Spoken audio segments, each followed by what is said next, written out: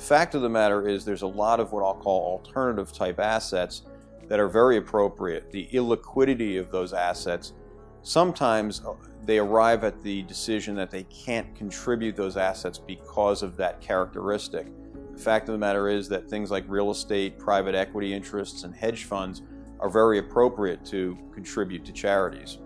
The other thing that's a very advantageous asset are low basis shares of stock. Many families are either holding a concentrated equity position and it has a low basis because it was accumulated either over time or a number of years ago.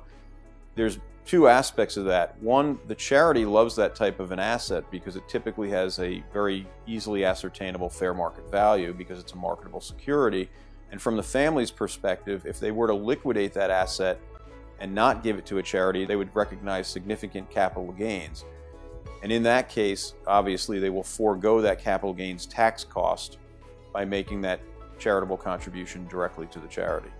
A family's balance sheet may be simple and consist primarily of cash and marketable securities and maybe the home they live in.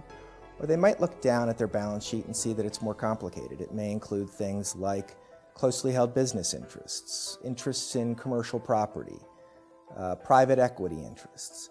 A family should look at their entire balance sheet when evaluating what they can give to charity because it's often overlooked. A family may not realize that a charitable donation can be obtained simply by giving away those illiquid assets, which although they have value to the family and value to the charity, they may not have a real practical value to the family on a day-to-day basis.